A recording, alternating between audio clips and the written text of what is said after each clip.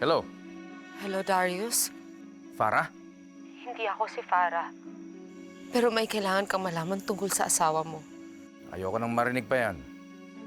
Ang gusto kong marinig, na humihingi ka ng tawad sa lahat ng mga kasalanan ginawa mo sa amin.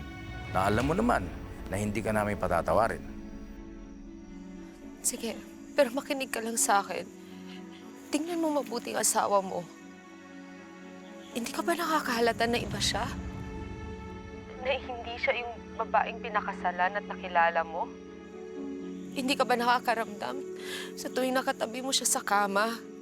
Kapag niiyakap ka niya, kapag hinahalikan ka niya. Love, sino yung kausap mo?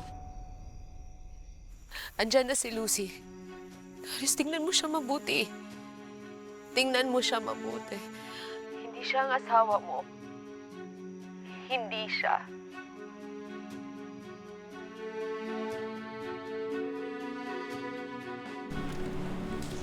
Si Farah ba yan? Hello? Hello? Anong sinabi sa'yo ni Farah? Tell me! Anong sinabi niya sa'yo?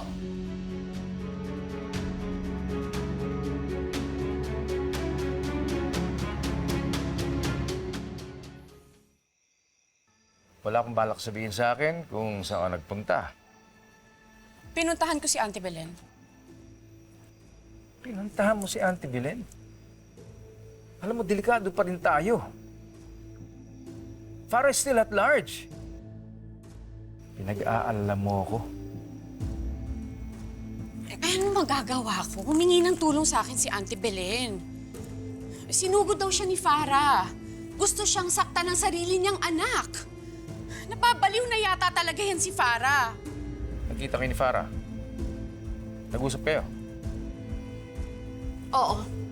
Nagkaharap kami. Sinaktan ka niya? Oo. At nagbanta siya, nakakausapin ka daw niya. Sisiraan niya daw ako sa'yo.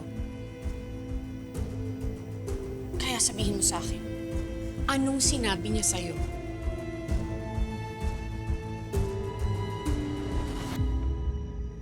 Ano?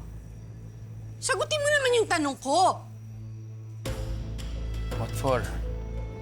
Hindi na kailangan. Siraulo na naman yung babae yun.